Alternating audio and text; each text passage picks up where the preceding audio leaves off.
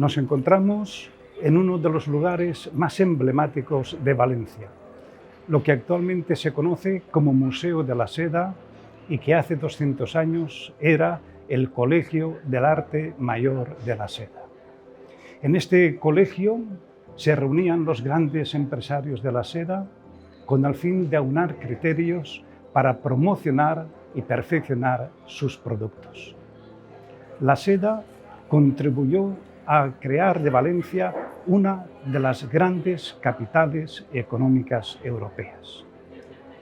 Se cuenta que en el siglo XVIII, en aquella Valencia amurallada, vivían unos 50.000 habitantes y contenía más de 3.000 telares en donde trabajaban más de 25.000 personas. Era algo realmente extraordinario. En este museo, en este Colegio del Arte Mayor de la Seda, ubicado en pleno barrio de la Seda, en pleno barrio de Belloters, vamos a celebrar el coloquio La cultura de la seda y el futuro de la educación. Les invitamos a que nos acompañen.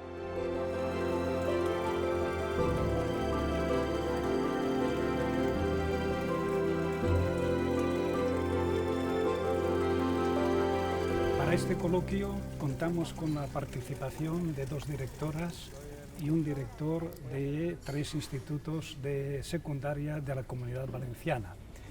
Jaime Tortosa, poeta, novelista, director del Instituto Sánchez Guarner de Silla. Bienvenido. Muchas gracias, Pascual. Cristina Peris, filósofa, escritora, autora a nivel individual y colectivo de casi más de 20 libros sobre aspectos filosóficos, directora del Instituto D'Albal. Bienvenida también. Muchas gracias. Tú repites este año. Sí. Y Rosana Morales, que también repite, filóloga y una de las mejores sopranos que tenemos hoy en día en la Comunidad Valenciana. Yo no sé si la habéis escuchado. La hemos escuchado. Sí, en alguna ocasión también. Muy bien. De todos modos, que nos invite, cuando haga otro concierto, que nos invite, directora del Instituto y es Llambay de Borriana. Bienvenidos los 3 a este coloquio. Y en esa actividad que realizáis habitualmente como novelista, poeta, escritora, cantante de soprano, después como vuestra actividad docente, con vuestra actividad como directoras y director en estos momentos tan dedicados, os pregunto, ¿tenéis momentos de asueto, de relax? ¿Estáis tranquilos? Sí, yo creo que a pesar de todo se pueden conseguir esos momentos. Además son necesarios en esta situación. Imagínate que no estuviéramos. Claro, porque es una situación bastante exigente para las direcciones de los centros, porque tenemos en nuestra responsabilidad mucha gente y gente joven, por tanto la responsabilidad es grande. Sí. ¿Las medidas de seguridad en los centros son adecuadas? Hacemos lo que podemos, yo creo que son muy adecuadas. Y el alumnado está siendo muy respetuoso con las medidas de seguridad. A mí me sorprende sobre todo los pequeños. Los pequeños me están sorprendiendo mucho para bien. Lo comentábamos el equipo docente, que los alumnos están muy concienciados y que a pesar de las dificultades la cosa parece que funcione. Sí, parece que está funcionando bien. Sí, yo creo que también. Sí. Pues confiamos en vosotros. No tenéis más remedio tampoco. Estamos en las manos. Y con los protocolos de contingencia. Muy bien. Oye, pues una primera pregunta en relación con el coloquio, la seda y la educación. Sabéis que durante el siglo XVIII Valencia fue una gran industria a nivel comercial de la seda. Esa industria provocó que Valencia se situara en el siglo XVIII como una, llamemos, capital, una de las grandes capitales europeas a nivel económico, a nivel social, a nivel cultural y a nivel educativo. De hecho, en aquella época, en España, se produce un proceso de secularización de la enseñanza. La enseñanza había estado destinada prácticamente a aquellos que se dedicaban a la religión y ahora se abre a la gente en general. Una prueba de ello, de esta secularización, es que Valencia se pone en la vanguardia de ese proceso e inicia la transformación de lo que hoy es Instituto Luis Vives, que lo tenemos aquí a 200 metros prácticamente. En aquel tiempo no era instituto, naturalmente, era el Colegio San Pablo.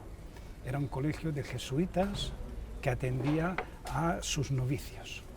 Pero en aquella época el colegio se transforma, amplía sus instalaciones. Si habéis estado en él, construye las dos grandes escaleras que hoy conocemos, construye aulas en su parte superior y abre sus enseñanzas, las abre a los hijos de la nobleza, de la alta y de la baja nobleza. Inicia, por consiguiente, ese proceso de secularización y lo inicia gracias al boom de la seda aquí en la capital, aquí en Valencia. La seda influyó de alguna manera en el aspecto social, cultural, en las poblaciones donde ejercéis vuestra docencia, Jaime. Pues nosotros es una cosa compleja porque en estos casos siempre tenemos que ir a lo que nos dicen los historiadores, los profesionales de todo esto.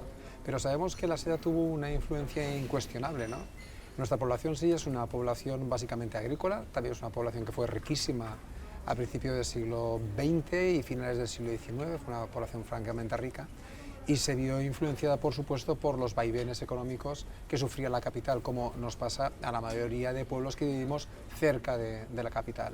Por tanto, es incuestionable que la industria de la seda, que favoreció directamente a la capital, debió tener una influencia clara en pueblos como el nuestro, que aunque era agrícola, tenía, digamos, cierta dependencia de la capital. Y no sé si esto es así exactamente, pero si te fijas, en muchísimos de los pueblos alrededor de Valencia hay siempre avenidas de las Moreras. Claro. Siempre hay, sí, muchos. Siempre hay. Y yo siempre he pensado que algo tiene que ver con esto, Claro. ¿no? Pero yo te digo, creo que sí. Sí, sí.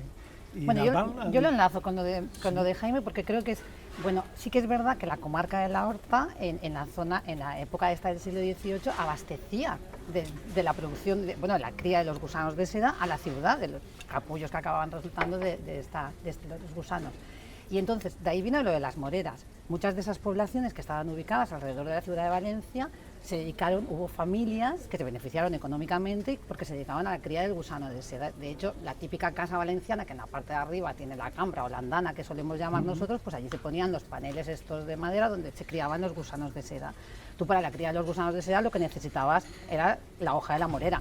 De ahí las plantaciones de las moreras y que en todos los pueblos, en Albal todavía queda un pedazo también en el casco antiguo y lo que linda pues a la carretera de Torrent, que es la partida que empieza toda la zona agrícola de la población, y ahí están ubicadas las moreras que quedan.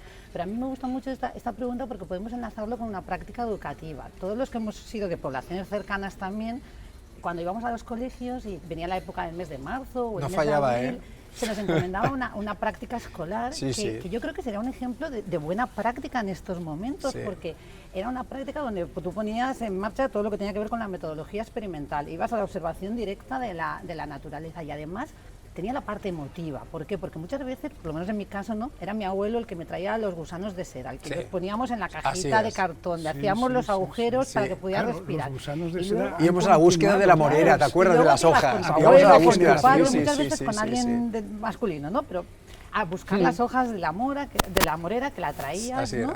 Y eso, pues después ha continuado siendo una actividad lúdica, no solamente educativa, sino que muchos niños cuando llegaban la primavera volvíamos a realizar esa práctica.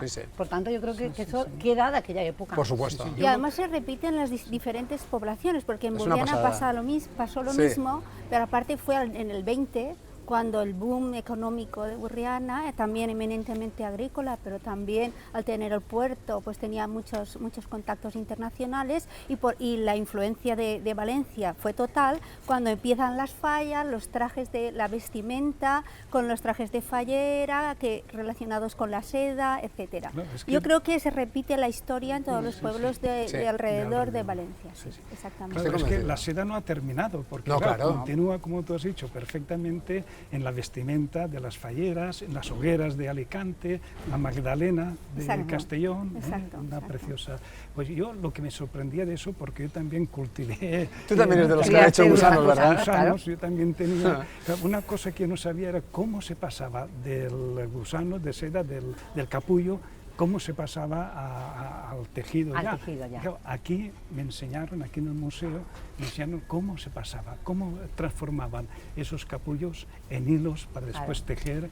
Porque a los niños en la caja se nos hacía al final esa mariposa fea, que ya no daba... Y luego poner los huevecitos, estos que se le llenaba todos los huevecitos. Además, incluso ahora hay una cultura de la seda, porque los trajes, en Burriana, por ejemplo, no es lo mismo vestir una fallera de una imitación a los trajes del siglo XVIII con la seda del siglo XVIII y la ornamentación y el dibujo, que del siglo XIX. Y hay toda una cultura que eso la gente joven también la está disfrutando en la actualidad. Si después tenemos ocasión, entraremos al museo y veremos cómo se transforma en hilo de seda el capullo. Si tenemos ocasión. Una preguntilla, cambiando de tercio, Cristina. Ahora estamos, como decíamos al principio, afectados por esta situación, por el COVID. ¿De qué modo esta situación ha afectado tanto en la vida como en los estudios a vuestros alumnos? Bueno, yo creo que, mira, a nivel personal, yo creo que les ha afectado mucho en el tema emocional, ¿no? Y porque creo que el COVID ha puesto encima de la mesa algo que para los jóvenes es difícil de entender a veces, y ahora lo han tenido que entender, y es la vulnerabilidad, la idea de que ellos son vulnerables. Pues la juventud, todos lo sabemos, es esa fase en la vida en la cual uno cree que nunca le va a pasar nada. Se siente muy seguro, las cosas les pasan a los demás, pero de repente ellos han visto que tu vida puede cambiar de un día para otro muy rápidamente, y esa idea de invulnerabilidad les ha creado la idea de incertidumbre también, ¿no? Y eso pues está provocando ciertos miedos, ciertas preocupaciones que van a tener que aprender a gestionárselo muy bien.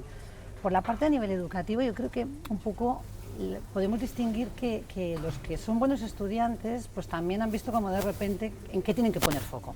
¿En qué tipo de competencias van a tener que poner foco? Van a tener que poner foco en las competencias digitales básicamente y en el aprender a aprender, en ser muy autónomos en la gestión de todo lo que tiene que ver con su educación. Pero por otra parte tenemos, por ejemplo, el alumnado de niveles, por ejemplo, de secundaria, donde no ha tenido unas familias que les apoye, donde no tiene unos medios técnicos.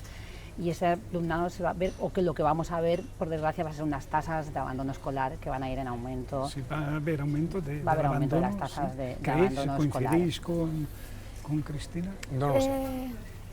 Se ha hecho un seguimiento importante por parte del profesorado, a nivel las tablets que se han gestionado por parte de Consellería, a nivel telemático con las familias, pero tiene razón la compañera que es difícil entablar comunicación telemática con familias desprotegidas o con familias que no tienen recursos, eso es cierto. Pero también hay una parte positiva, me gusta sacar la parte positiva de todo, es que más en la época a final de curso las familias han tenido tiempo para estar con los hijos, porque el trabajo, el día a día, a veces nos resulta difícil atender como quisiéramos a los jóvenes.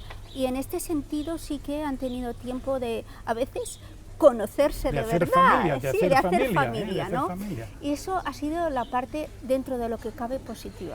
Pero aparte, en la parte educativa creo que ha sido complicado en este sentido, Jaime, ¿tú? Yo estoy de acuerdo con Cristina en una cosa, y es el concepto este de brecha digital, que lo observamos de manera clara. Es decir, durante la pandemia los directores, los orientadores, hemos trabajado muchísimo. Acordaros que hemos tenido que llamar a las familias, gestionar las tablets que nos llegaron desde la Consellería. Ha sido un trabajo impresionante, o sea, hemos trabajado de verdad muchísimo. Y es verdad que hemos descubierto situaciones de vulnerabilidad que no teníamos nada claras. A mí me preocupaba muchísimo el que no pudieran acceder a la educación, porque el mecanismo que hemos puesto para poderles, digamos, dotar de esto ha sido los mecanismos digitales. Y en mi ignorancia yo pensaba que, claro, todo el mundo tenemos móvil, todo el mundo tiene un smart. No es cierto, eso no es verdad. Eso no es verdad. Y además, si lo tienen, no saben utilizar las herramientas ofimáticas imprescindibles y comunicativas para que realmente sea el aparato que es. y a mí me ha sorprendido. Ahí estoy de acuerdo 100% contigo. No, además, de hecho, si miras estadísticas, te puedes salir una pasada. que tú sí que tienes muchas familias que tienen móvil o incluso que tienen acceso Sí, a sí, Internet, sí. pero después el número de ordenadores va bajando mucho en las casas, porque la utilización que se le da a un móvil no tiene nada que ver con que tú después utilices una herramienta digital para un proceso educativo. Y entonces esa es la diferencia. Tú tienes ¿Qué es lo que ha familias ocurrido? con unos móviles mucho mejores que los que podemos llevar cualquiera, con un acceso a Internet, pero ya está. Y saben manejarse el móvil, pero no saben manejar un ordenador. Ni saben manejar determinado tipo de programas, ni lo que tú estás diciendo, los paquetes ofimáticos que necesitan ahí. Creo que es clave. Es decir, me he dado cuenta que una de nuestras carencias no es tanto una carencia comunicativa, una carencia científica, matemática. No. Es el aprender a aprender. Es decir, no saben buscar información. No les hemos enseñado. Es que ese es claro, el tema, correcto. que No no se ha les hemos enseñado. enseñado. Ha Correcto. sido una avalancha Lo hemos de dicho muchas veces, información. nos Así hemos es. hinchado de decir Exactamente. el aprender a aprender. que Así es. Pero La desde autonomía. la LOCSE, pero Claro, no, con esta no les hemos situación enseñado. se habrá agudizado esa necesidad, Claro, ¿no? ahí Hombre, tienes el tipo de alumnos que sí que va a responder muy bien, que es lo que yo digo, tienes tipo de alumnos que responde bien, pero tienes otro tipo de alumnos que no tiene una familia que la acompaña, que no tiene las condiciones técnicas y que además su debilidad es que no ha aprendido a aprender Correcto, y que no es autónomo. correcto. Y ahí hay un riesgo muy alto de que se nos pierdan. Bien, insistiendo en la juventud, Jaime, ¿cómo crees que es la juventud de hoy en día? ¿Qué diferencia encontrarías tú entre la juventud de tu generación y la juventud de hoy en día? Pues he pensado sobre ello, ¿sabes?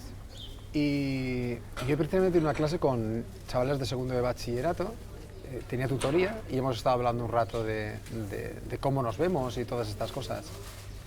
Tengo hijos adolescentes y les he dicho que ya en Egipto, en la antigua Roma, había grafitis en los cuales nos quejábamos de la juventud, se quejaban de la juventud. Es decir, que estamos en la misma situación que hemos estado siempre. Siempre nos quejamos. Siempre nos quejamos de la quejamos. juventud. Pero yo no me voy a quejar. Yo voy a estar con ella y voy a buscar la parte positiva. A mí me encanta la juventud. Tenemos una profesión que nos permite estar privilegia. jóvenes. Nos privilegia. Claro. Sí, Es sí, decir, sí, nosotros efectivamente. mayores de 50, en otras circunstancias, yo me acuerdo de mi padre cuando él tenía 50 años y era imposible contactar con él, era imposible acercarme a él, era imposible encontrarme en espacios comunes, pero nosotros vivimos con ellos desde hace 20 y pico años, todos los días en el aula, y eso hace que lo veamos con una perspectiva privilegiada. Yo creo que la juventud de hoy en día es, como todas las juventudes, con las particularidades de la posmodernidad.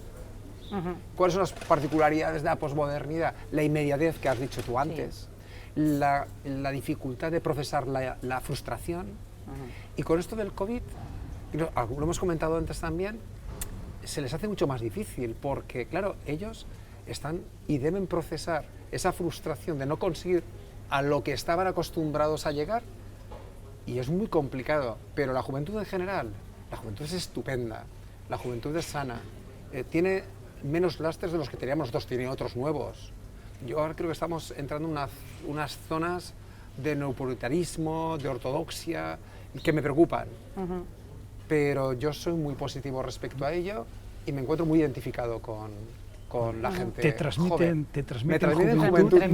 y la cojo toda la que Sí, puedo. yo siempre lo he dicho que nuestra profesión, el contacto con ellos nos permite mantenernos jóvenes porque te permite estar al día, utilizar su lenguaje o por lo menos entenderlo, no utilizarlo pero por lo menos entenderlo. Pero a mí sí que yo tengo esa visión también muy positiva de la juventud, pero hay una cosa que sí que me preocupa, por ejemplo, que es que no sé si puede ser bueno o malo a la larga, porque ya veremos los resultados, es la excesiva digitalización de las relaciones sociales. O, por ejemplo, yo le doy muchas vueltas al tema de su concepto de intimidad respecto a nuestro concepto de intimidad. Ellos son capaces de publicar, hacer público cosas de su vida privada que nosotros sería impensable, ¿no? Y yo no sé hasta qué punto eso también acabe al final influenciando el concepto de amistad que ellos tengan. Porque para nosotros un amigo de verdad es aquel al que uno le cuenta cosas que nunca las publicaría en un Facebook y que nunca las publicaría Oye, en además a nosotros Instagram. nos gusta tocarnos, Aparte- vernos, aparte estar presencialmente, ¿verdad? Ya digo que no Nos sé si gusta. eso al final será así, será positivo o será negativo, pero es una cosa que sí que me preocupa. Pero Y yo son- creo una cosa importante que creo que no estamos haciendo bien los adultos con los jóvenes. Yo creo que los hemos de dejar de proteger. Creo que los protegemos demasiado Demasiado, ¿verdad? a nivel yo leía una vez que decían que no les dejamos aburrirse, por tanto no gestionan su creatividad.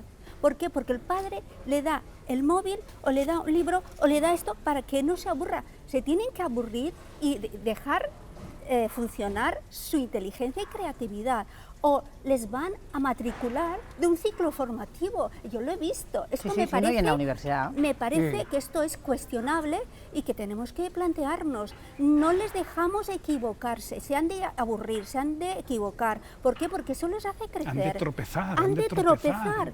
Lo que decías antes, el miedo al fracaso. Tenemos que enseñarles a fracasar. ¿Por qué? Porque si no creamos una sociedad mal criada, porque se lo damos todo, inmediatez. Quiero esto, necesitas lo otro. Estamos confundiendo un poco, eso sí que me preocupa, pero no es problema de los jóvenes, es problema de la gente que los estamos educando. O sea, dependen excesivamente Les de hacemos nosotros. dependientes, porque en verdad ellos saben gestionárselo. Porque ellos saben manejar internet, saben matricularse, saben de todo, pero tienen al padre o a la madre que están preocupados por sí. Entonces no les dejamos crecer. Yo creo que eso es un problema. El exceso y la falta, las dos cosas. Creo que eso las familias y nosotros, los adultos en general, nos lo tenemos que plantear un poquito. Yo por eso te decía que el tema de la gestión de la frustración es que, es verdad, no saben gestionar la frustración. Tenemos que administrar el no. ¿Verdad que tenemos que? Tenemos que aprender a administrar el no. Eso es fundamental. El no es fundamental, porque nosotros en el aula tenemos aulas, hoy en día esto ha cambiado muchísimo, tenemos aulas inclusivas, tenemos aulas con codocencia, tenemos muchísimas cosas positivísimas. Muy bien. Que están muy bien. Pero a veces tenemos que decir que no, es que hay que decir que no, y es lo que has dicho tú. Claro, te viene un padre alteradísimo porque le has dicho que no al niño, pero es que a veces hay que decir que no al niño. Hay que decir que no y tienen que aprender. Y lo que dices tú, eso es educativo, eso es muy educativo. Además es bueno para su vida porque tendrán que trabajar, tendrán que tener relaciones sentimentales, tendrán que tener... Es que si no se les está creando un mundo irreal. Oye, Cristina, ¿y cuáles son sus mayores preocupaciones? ¿Qué les preocupa a los jóvenes? Yo creo que ahora, en 3 meses, la cosa ha cambiado y su preocupación fundamental es el futuro laboral. El futuro laboral. Yo creo que ellos, después del COVID, han visto que vamos a una crisis económica, que la economía pues, puede ir por mal camino durante una temporada larga, y de repente su preocupación fundamental va a ser el futuro laboral, ¿no? Y eso también, lo que hablábamos antes un poco, que ya he introducido, les genera la sensación esa de incertidumbre, y además va a repercutirles, por ejemplo, en la toma de decisiones. Tenemos que pensar que pues eso, los jóvenes están en una edad en la cual van a tener que tomar muchas decisiones respecto a su futuro profesional, a su vida personal, y tener un panorama claro te influye muchísimo en eso. Y lo que hablábamos, si vamos a tener un sector de jóvenes que se va a ver abocado un poco pues al abandono escolar, y las tasas de desempleo juvenil, si ya aquí en nuestro país eran altas, que creo que estaban entre un 25 o un 30%, pues llegarán a un 40% perfectamente, ¿no? Y yo creo que además, y si subimos un poco en la franja de edad y pensamos en los jóvenes que tienen entre los 16, los 22 años, que es jóvenes que todavía están formándose, muchos de ellos, pues en el bachillerato, en la FP o en la universidad, y que a lo mejor no tienen el problema ese del desempleo juvenil ahora claramente, pero que porque viven en sus casas, porque todavía sus familias pues dependen de ellas económicamente, pero para ellos continúa ahora el problema de decir qué decido, qué estudio, qué hago ante este panorama que tengo, por dónde voy a ir. Y a mí me da mucha pena, porque yo creo que teníamos unas generaciones de jóvenes, después de la crisis económica empezábamos a tener ahora unas generaciones de jóvenes súper bien formadas, súper bien preparadas, además muy valientes, ¿no? Muy valientes, con una mente muy abierta. Yo creo que la apuesta de la Unión Europea en todo lo que ha significado programas europeos, todos los Erasmus, ha ido por ahí y estaba dando muy buenos resultados. Ya de repente se les ha cortado todo, pero no porque no están los recursos, sino porque está el miedo. De hecho, este año muchos Erasmus han renunciado a sus becas porque les da miedo no saber dónde van. Y yo creo que ahí nosotros, como educadores, como padres, vamos a tener que jugar un papel muy importante en ayudarles a que se vuelvan a ilusionar, en que vuelvan a tener esperanza. Pero yo creo que sí, tienes razón. Lo que pasa es que eso yo creo que está a un nivel no educativo, sino a nivel político. Es decir, yo creo que hace falta una reestructuración laboral a nivel no solo nacional, sino internacional, porque les ofrecemos Erasmus, les ofrecemos lenguas, les ofrecemos de todo, pero luego cuando van a estos países a veces encuentran que lo que encuentran no es lo que se les había prometido. Entonces creo que sobre todo los millennials, yo tengo una hija en esa edad, lo tienen difícil y se lo tienen que trabajar muchísimo. A lo mejor el resultado final no es el esperado. Creo que ¿Tú, Jaime, está complicado. ¿Qué opinarías? Yo por no seguir por la misma línea que vosotras, ¿no? Estaba pensando en qué quieren los jóvenes, estaba pensando en qué quieren mis hijos. Ellos siguen queriendo muchas cosas que queríamos nosotros, además de esto que habéis dicho que es así. Ellos siguen queriendo tener amigos. Amistad. Sí, siguen queriendo tener amigos, siguen queriendo tener amor, siguen queriendo tener relaciones sociales, pero es verdad que hay una perversión sobre la que últimamente se habla, tú lo has dicho, y es el tema de la digitalización de la amistad. Entonces, claro, ellos quieren tener amigos, pero se relacionan con los amigos a través del ordenador jugando a un videojuego. O sea, es algo en su casa. absolutamente, Cada uno para nosotros, para nuestra manera de mentalidad, entenderlo, muy complicado. Es decir, están jugando a X juego, están con sus cascos, están con su micrófono, gastando chistes con los amigos, que los conocen o no, y buscan esas relaciones. Y eso a mí me desconcierta. Claro, ahí es donde yo veo muy difícil pasar al plano de la verdadera amistad. A mí me porque tú tienes desconcierta. muchos amigos, Me o tienes desconcierta. muchos likes en el Facebook o donde sea. Sí, me pero desconcierta. pasar al plano de la verdadera amistad es lo que yo no sé Pero si... lo quieren, ¿eh? Claro que lo Buscan quieren, pero como no sé si lo locos saben tener hacer. amigos. No sé si Por lo eso saben hacer. está el exhibicionismo. Es decir, el exhibicionismo es siempre, como la mayoría de las ocasiones de los adolescentes, es una llamada de atención. ¿No? Llamas la atención de alguna manera para recibir algo a cambio. Entonces, a veces me sorprende el exhibicionismo, que a mí me parece peligroso. Igual tengo una mentalidad un poco estrecha, ¿no? Pero a veces es un exhibicionismo peligroso en las redes sociales, Sí, ¿no? sí, no, Se claro. juega con la cosificación del cuerpo, por ejemplo, la cosificación de tu inteligencia, de tu ser, de tu... Y, Sí. y me preocupa. Y yo sigo convencido que es que buscan amistad. Sí. Porque lo que en los pueblos igual es diferente, porque en los pueblos hay una cosa muy bonita, por lo menos en esta comunidad, no sé cómo será el resto del mundo, pero en esta comunidad están no sé decirlo en castellano, les colles d'amics. Las pandillas. Las pandillas, los grupos de los cuadrilletes. Claro, y tienen como un poco más accesibilidad, pero ¿y en las ciudades? Que eso no existe como existe en los pueblos.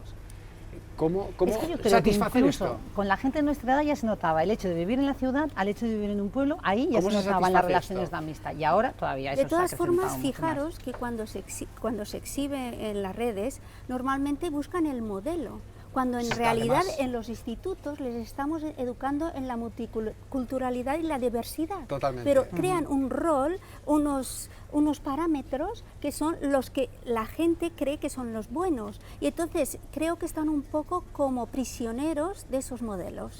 Yo creo que desde los centros ahí tenemos mucho que hacer en este sentido. Sí.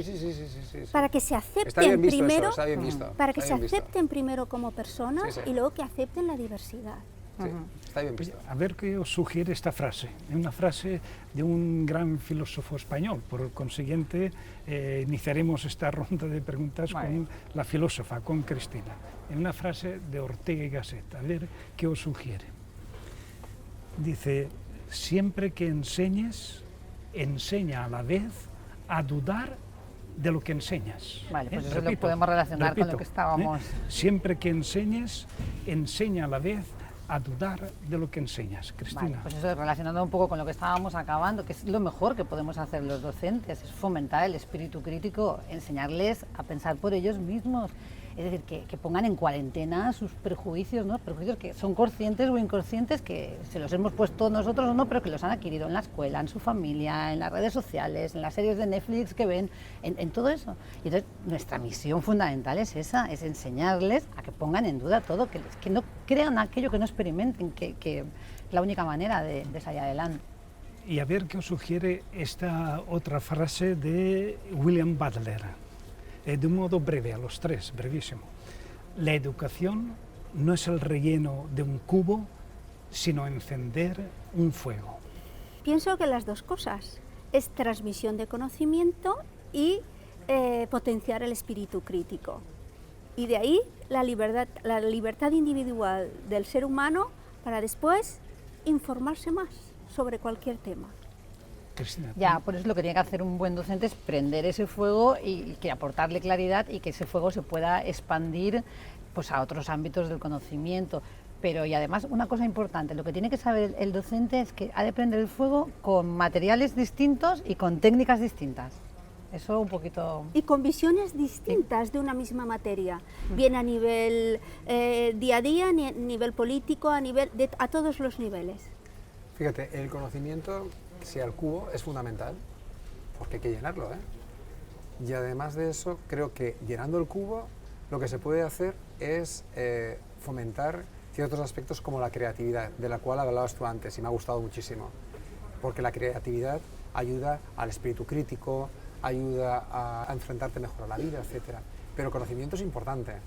¿Y cómo vamos a encender la mecha? Con un espacio nuevo y a veces un paradigma nuevo, que creo que vamos a hacer. Eso creo que vamos a tener que ir por ahí, necesariamente. Vemos esta otra pregunta, ya vamos casi llegando al punto final. Rosana, también empezamos por ti. En 2015, los Estados miembros de la ONU aprobaron la Agenda 2030 para el Desarrollo Sostenible. Su objetivo número 4 era el de lograr una educación de calidad.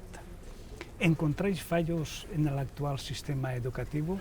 ¿Podría haber cambios para mejorar esa calidad de la cual hablan estos objetivos, esta agenda? Yo creo que necesitamos consensuar la educación, pero a todos los niveles. ¿Consensuar? ¿Te refieres a un pacto educativo? Un pacto educativo y una renovación, una reestructuración, pero desde luego partiendo de que todos participemos en esta reestructuración y que sea una reestructuración duradera, que no haya tantos cambios educativos. ¿Para qué? Para poder asumirlos y asimilarlos, para llevarlos a cabo. Es que en los últimos 25 años ha habido, creo, 8 leyes educativas. Eso supongo que habrá sido un caos para el profesorado, ¿no? Cambiar continuamente. Y para las familias. Las familias, todo. ¿Tú qué opinas de esto? Pero yo creo que aparte de que se necesita un pacto en educación, yo creo que hay puntos fundamentales. Se necesita una renovación metodológica muy fuerte, lo que había empezado un poco a introducir Jaime. Se necesita, por ejemplo, empezar a introducir en los currículums todo el tema de la educación emocional. Bueno, el COVID lo ha puesto encima de la mesa, pero si somos humanos, si somos sociales por naturaleza, no se entiende que no se nos enseñe a gestionar nuestras emociones y a gestionar nuestra relación con los demás. Eso va a ser muy importante. Se necesita una formación continua del profesorado que dé el cambio completamente. Se necesita reorganizar currículums, reorganizar espacios también. Se necesita un nuevo paradigma, que es lo que para poder afrontar lo que nos viene. Lo que decías de los ODS realmente es parte de este nuevo cambio de paradigma, ¿no? Porque tenemos la relación, tenemos el nuestro, que es el que nos pilla más directo, que relaciona con la educación, pero están los que están relacionados con la igualdad, están relacionados con el género, están relacionados con la sanidad, con una vida razonable, con la pobreza, etcétera, etcétera, son unos cuantos, ¿no? Esto tiene que trasladarse a la escuela. Y además, ¿cómo trasladarlo a la escuela? Cambiando el sistema. Esto sigue siendo un sistema, como hemos hablado 1000 veces, un sistema del siglo XIX que más o menos vamos adaptando al siglo XXI, ¿no? Pero si seguimos con este paradigma del XIX en pleno siglo XXI tenemos un problema. Y por supuesto, es insoportable los cambios sistemáticos, legislativos que se hacen en educación. Y no solamente los especialistas en educación, que sean los pedagogos, etcétera, tienen que participar en estas cosas. Es decir, los docentes debemos tener una voz activa y debemos estar ahí. Y yo creo que a veces, lo digo sinceramente, no cuentan lo suficiente con nosotros.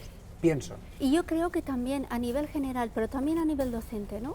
Pienso que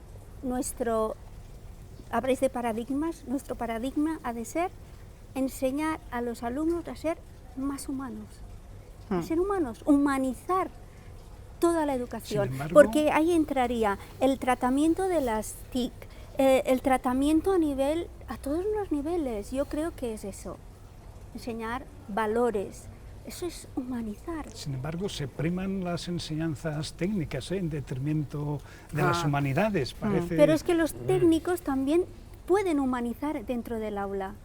Un profesor de matemáticas, un profesor de química, el tratamiento del medio ambiente, es que se puede hacer y lo están haciendo, reconozco, y valoro todo lo que se está haciendo a nivel docente, pero creo que tenemos que replantearnos e ir por este camino. Yo creo que yo lo que quería decir es que yo creo que ahora nos hemos dado cuenta, el profesorado y los docentes se tienen que dar cuenta de que se necesita el cambio. Teníamos como islitas de cambio en los centros. Yo creo que ahora nos hemos dado cuenta de que no somos competentes en lo que nos exigen, que es sobre todo en lo que tiene que ver con competencias digitales. Y ahí, bueno, pues eso puede ser un motor para seguir adelante. Bien, y una última pregunta para terminar este coloquio enormemente agradable. Una pregunta relacionada con la anterior. Empezaremos por ti, Jaime. Vamos a ver. ¿Cuál crees tú que será, o cómo crees tú que será la educación del futuro? La educación dentro de 15 o 20 años. ¿Será igual? Como tú decías, hemos transcurrido tantas décadas con el mismo sistema, con ligeras variantes. No puede ser ¿Será igual, igual? Pascual. ¿Cambiará mejor? ¿Cambiará a peor? Vamos a presuponer que los cambios son a mejor, que eso es mucho presuponer, pero vamos a presuponerlo. Debe cambiar, no es que cómo va a ser, o sea, la pregunta igual no es cómo va a ser, sino cómo debe de ser. Y hay una obligación de que sea diferente. Nosotros podemos seguir utilizando herramientas que se han utilizado siempre, que son efectivas, pero hay muchas otras que debemos comenzar a utilizar desde ya. La tecnología, no podemos darle la espalda, nos puede gustar más, nos puede gustar menos, no podemos darle la espalda. No podemos dar la espalda a que los nanos hoy en día, igual la lectura que para nosotros es el Sancta Sanctorum de todo, no es su prioridad y tenemos que buscar alternativas a la lectura. Igual nos estamos empeñando a que los niños lean, pero igual no debemos empeñarnos en que los niños lean, sino que descubran que han de leer. Soy profesor de lengua y literatura, vaya por delante, vaya por delante. Para que nadie dude. A ver si suprime los libros, a ver si sustituye los libros. Los libros no se van a sustituir. No debieran sustituirse. Pero se van a adaptar, porque se van adaptando, que sean interactivos. Claro. Es decir, tú te vas a poner en un videojuego, estos en los cuales estás hablando con un tío que vive en Japón, una tía que vive en Australia, jugando a lo que sea, y sin embargo te ponen un libro de lengua y literatura que sigue explicándonos que Lope de Vega nació, no sé cuántos, no sé menos, hizo tantas obras. Es muy complicado. Igual podemos seguir dando a Lope de Vega, faltaría, pero De otra manera. por supuesto. Sí. ¿Qué Nuevas opináis? herramientas. No, yo creo que a corto plazo vamos a un panorama de crisis tremendo, de ensayo y error, de ir probando todo esto, a ver lo que nos funciona, lo que no nos funciona, pero después vamos, lo que decía Jaime, no podemos describirlo, pero sí que vamos a algo que va a cambiar claramente y que va a ser un sistema educativo centrado por una parte en introducir nuevas metodologías basadas en inteligencia artificial y en todo lo que tiene que ver con la neurociencia. Ahí tenemos un pilar muy importante que tenemos, lo que se llaman las enseñanzas amigables para el cerebro. Si sabemos cómo funciona el cerebro, si sabemos cómo procesar la información, enseñemos de la manera más fácil posible para poderlo captar. Sí, claro, ahí hay dos tendencias sobre eso que tú dices. Los futuristas que dicen que la unión entre mente y computadora va a ser esencial en las enseñanzas, de tal manera que ellos aventuran que dentro de 5 años los alumnos, el alumnado, alumnos y alumnas, irán con unas gafas de realidad virtual a las aulas y entonces verán allí proyectado todo lo que el profesor o profesora les está explicando. Si está explicando el oído, las partes del oído, pues entonces aparecerán esas gafas, el oído externo, el medio, el interno, etc. Por otro lado, están en el lado contrario los catastrofistas, que dicen que el proceso de inmigración va a ser tan grande en Europa que no podemos dar respuesta a esas necesidades que va a crear esta inmigración y por consiguiente ellos aventuran el colapso de la educación. ¿Qué opináis? Yo no Rosana? lo veo así. Yo ¿Cómo? tengo un colegio que tengo 22 países representados y me parece que es una riqueza tremenda tener multiculturalidad dentro del aula y adaptarse. Y además no me asustan los cambios, no me asustan las gafas futuristas. ¿Por qué? Porque eso me indica que el profesorado tendrá que ponerse al día y tendrá nuevos retos. O sea, que me parece todo Perfecto. un reto, no perfecto, un reto para los docentes y una chispa que nos haga estar al día y estar vivos, ¿no? Yo creo que vamos a tener la necesidad de ser competentes. Ahora no la teníamos y ahora se nos ha quedado la necesidad de ser competentes en determinados ámbitos. Y ahí es cuando uno, para sentirse bien, para que fluya, ha de tener la seguridad, ha de sentirse eso, de tener la competencia. Entonces, a la fuerza, no porque le den unas horas, porque le valgan para ser exámenes, no, porque yo quiero sentirme competente y sentirme bien. Y eso es lo que va a forzar la formación del profesorado. Yo creo que es un pilar muy grande. Sí, sí, sí. Muy bien, pues oye, con estas últimas intervenciones damos por finalizado este atípico coloquio, atípico porque en años pasados teníamos pues 200 o 300 alumnos y alumnas que nos acompañaban. Este año ha sido imposible, pero os damos las gracias y os convocamos para el año próximo a ver si tenemos ese número de alumnos, lo cual nos indicará que hemos solventado, que todo ha ido bien, que hemos solventado esta pandemia. Gracias. Gracias a vosotros. Gracias.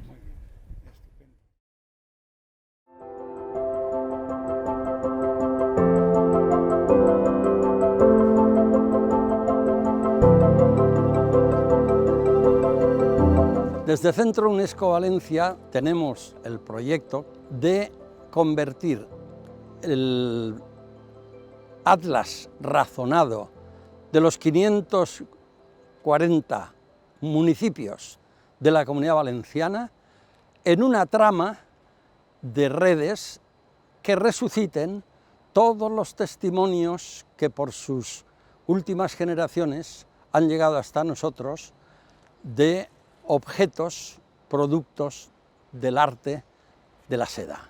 Fue en el año 2003 cuando UNESCO Mundial, para conseguir vitalizar las labores de las madres y las abuelas, dio el estatus de patrimonio inmaterial de la humanidad a aquellas formas de tejer o bordar o pintar, o trabajar el cabello, trabajar las tradiciones de madres a hijas, y en el caso de la Comunidad Valenciana nos hemos encontrado con la vigencia aún perfectamente demostrable del poderío que la seda tuvo en ciudades como Requena, que la tiene todavía sin interrupción, Moncada, donde desde hace 100 y pico años la fábrica Garín ha continuado produciendo seda, y sobre todo con el barrio de Belluters de Valencia, donde todavía unas manos como las de don Vicente Enguídanos, el mestre belluter, consigue enseñar a las nuevas generaciones que en la Casa y hoy Museo del Arte Mayor de la Seda se sigue produciendo vellut como en los tiempos de Felipe II y del rey Carlos I consiguieron hacer famosa la sedería valenciana e imponer la moda de los Augsburgo en todas las cortes europeas.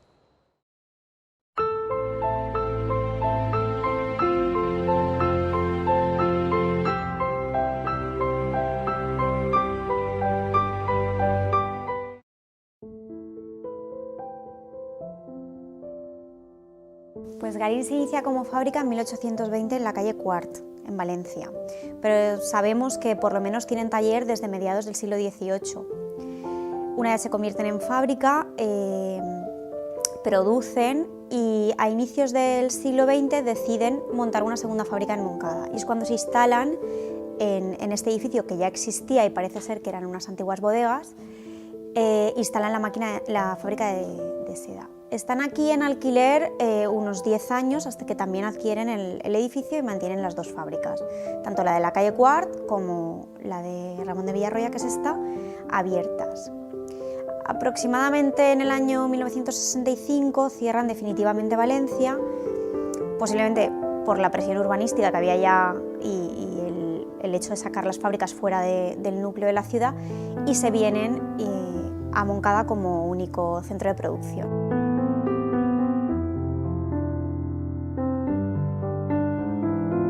Actualmente todas las instalaciones son municipales, son del ayuntamiento. Se las quedó en 2013 y entonces Garín permanece aquí utilizando las instalaciones y manteniendo la fábrica viva. O sea que realmente ahora mismo son municipales y el objetivo será conformar el museo y por ello estamos en las obras de rehabilitación del edificio.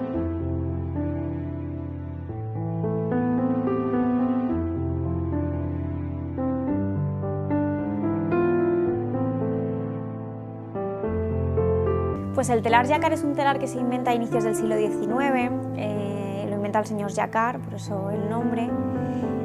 Surge al final como modificación de otros prototipos que se estaban haciendo y el objetivo de ese telar era reducir la mano de obra, porque los telares anteriores que no llevaban la máquina Jacquard se necesitaban 3 operarios.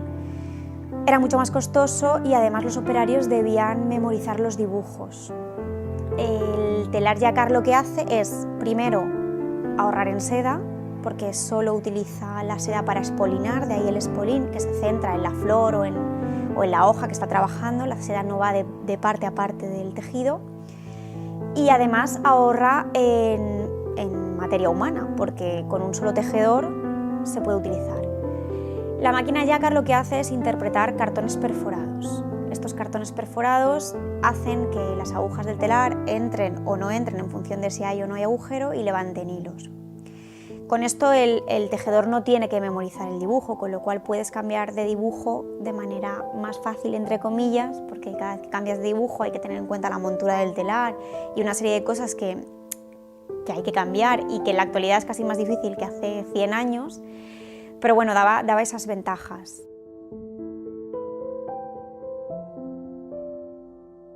El concurso que se hizo para tejer fallera mayor y fallera mayor infantil ganó Garín el de fallera mayor y se está tejiendo ese espolín, pero aparte del espolín o de ese concurso que todos los años se presentan, durante el año hay numerosos encargos, ¿no? Es cierto que el mercado del espolín no es un mercado masivo, es una cosa como muy exclusiva, pero de momento está vivo, se mantiene. Y yo tengo la sensación que en estos últimos años la gente quizás ha apreciado mucho más el tejido manual y ha sido consciente de lo que implica y lo que es. Al final es patrimonio inmaterial que peligra.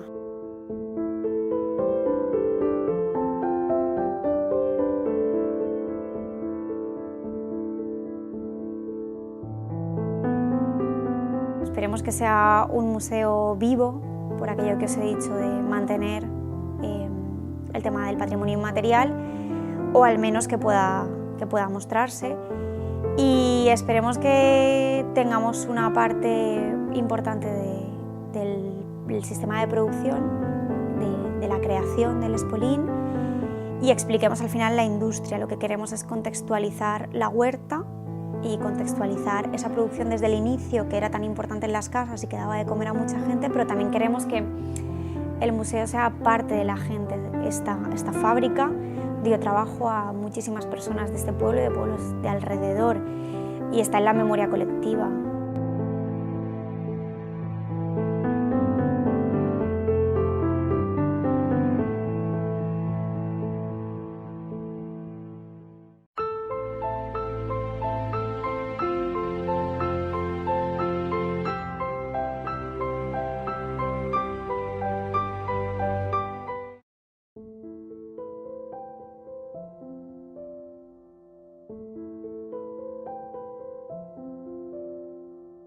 Bueno, pues aquí en Requena, en el siglo XVII y XVIII, había muchísima fabricación de seda, porque entre, yo creo, 800 o 900 familias vivían de eso, y eso es mucho, ¿no?, para el número de habitantes de la época. En casi todas las casas, claro, las casas de toda esta gente, pues habían telares, y entonces la producción era muy, muy importante en Requena en ese momento. Pues la plantación había, pero poca.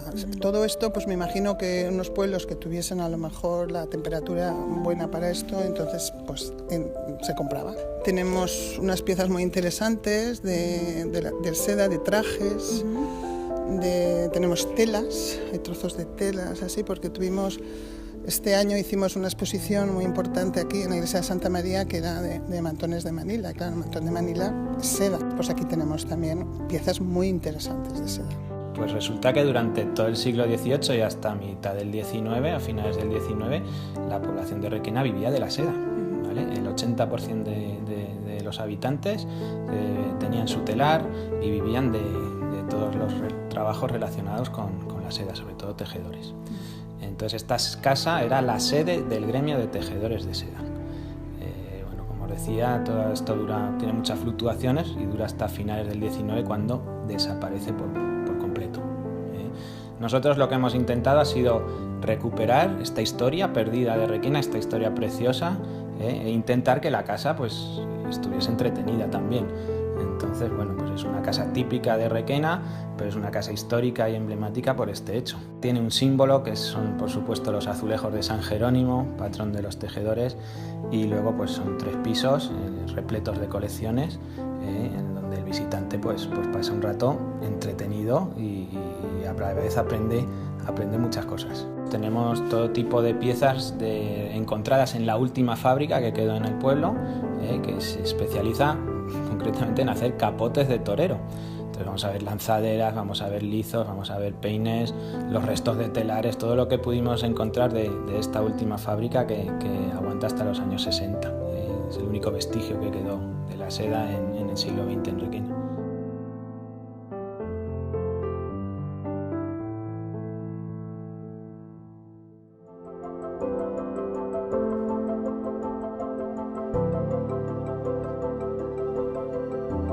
Como bien sabéis, Valencia en el año 2015 fue nombrada Ciudad Jubilar a Perpetuidad.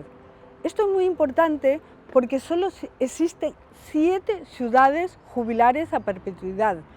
Eso posiciona a Valencia de una forma estupenda y le da un potencial de futuro muy grande. Yo he tenido la suerte de diseñar la ruta urbana para la primera peregrinación en el 2015 y hemos elegido el colectivo chino. Era un colectivo cristiano minoritario y eso quizá le daba un carisma diferente.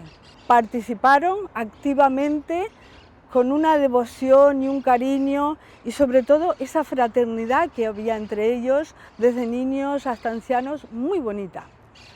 Y se hizo muy visible. Pero esta ruta, que se nutre del trabajo de muchas personas que han sabido posicionarse y ser visionarias. Por ejemplo, el canónigo don Jaime Sancho, por abrir y acoger todas estas ideas, porque pensar que no solo es el mundo religioso, sino el mundo turístico, y eso hay que asimilarlo en una catedral tan importante como la de Valencia. Tenemos un secretario autonómico que ha sido una maravilla al entenderlo y lo apoyó desde el primer momento. Y a su vez, Aragón nos llevaba un bagaje anterior, porque sabéis que esta ruta comienza en San Juan de la Peña, un sitio mágico con mucha naturaleza, pero escondido. Es un sitio misterioso. Y ahí está la Universidad de Zaragoza, la doctora Victoria San Agustín. Ella trazó una ruta internacional y nos brindó la oportunidad de participar, de unirnos, y hizo un congreso en Jaca, un congreso al cual asistió don Jaime, y eso le dio una visión y una fuerza que hasta ahora no habíamos tenido. Esa sinergia de estas 3 personas, del esfuerzo de ellas, de su visión, ha hecho posible, y el trabajo de otras muchas personas, ha hecho posible esto. Gracias a Colomer, que lo presentó en Fitur, que es la feria internacional más importante de turismo que tenemos en Madrid, en el 2017 se presentó un folleto y el vídeo que luego vais a visionar. Pues eso abrió las puertas para muchas personas pudieran entender esta ruta. ¿Dónde está? ¿Por qué está? El Grial estaba ahí para todos. Es una ruta que ahora UNESCO abandera, y UNESCO pues se ha hecho un poco partícipe de todo eso, de la sociedad civil, lo que siente la sociedad civil, la ciencia, la cultura y sobre todo el buen entendimiento entre los pueblos, porque eso es lo que queremos. El Grial, como dice Colomer, es un signo de hospitalidad, de paz, de buena convivencia. Si recordamos lo que era una comunión, es la unión entre las personas, es la unión entre las culturas. Puede ser por temas religiosos, puede ser por temas culturales, pero es una búsqueda. La búsqueda de un amigo, de un lugar, de una comida, de un sabor, de un recuerdo, la búsqueda de uno mismo. Voy a despedirme con las palabras que usó Francesc Colomer en Fitur 2017. ¡Larga vida al Grial!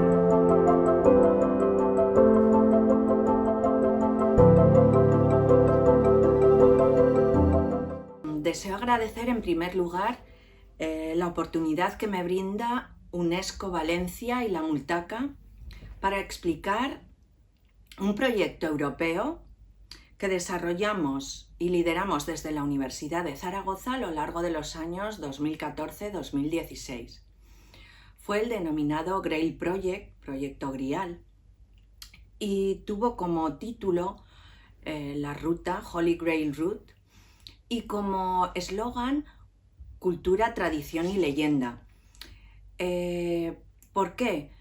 Bueno, pues porque nos presentamos a una convocatoria de I+D+I en la que lo que se planteaba era el desarrollo de productos turísticos temáticos transnacionales europeos. De esa manera, con el telón de fondo del Grial, elaboramos y diseñamos el proyecto que tenía como principal objetivo promover, planificar y diseñar una ruta que en el 2002 una asociación, la Asociación Cultural Camino del Santo Grial, ya había realizado entre dos puntos de la geografía española, entre Aragón y Valencia. En el proyecto lo que planteamos fue darle una dimensión europea, porque la tiene.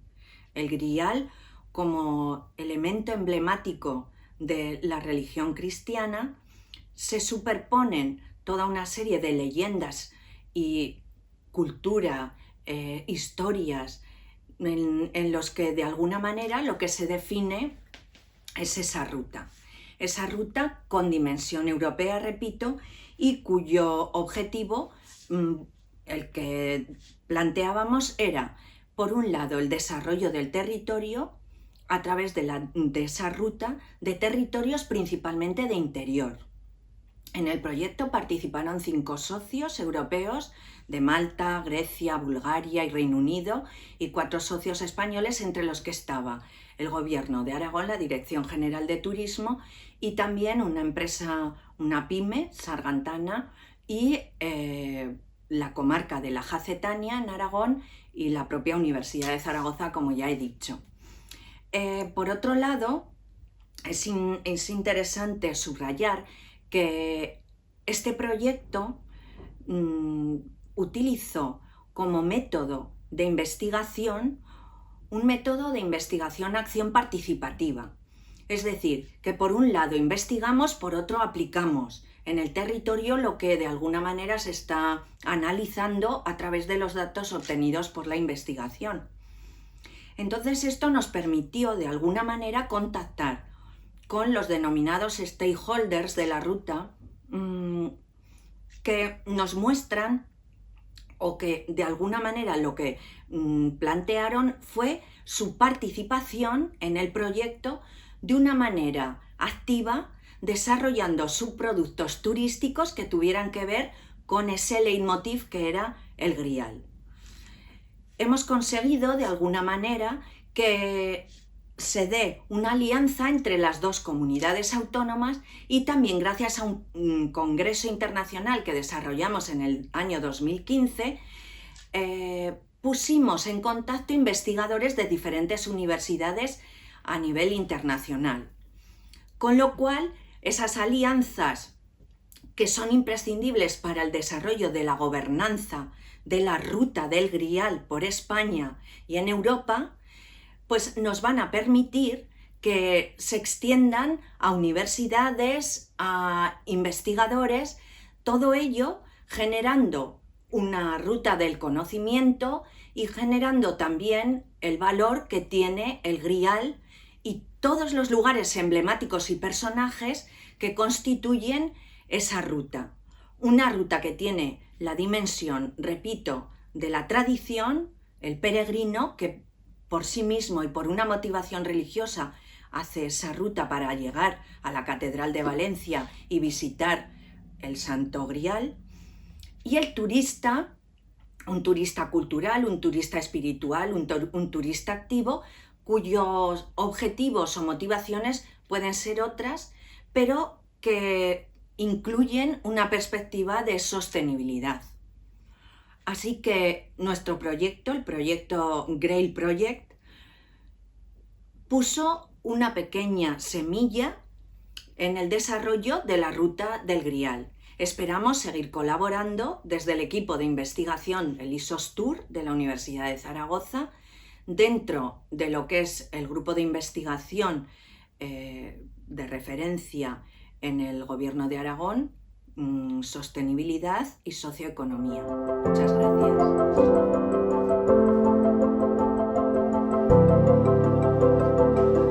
Hola, buenas tardes.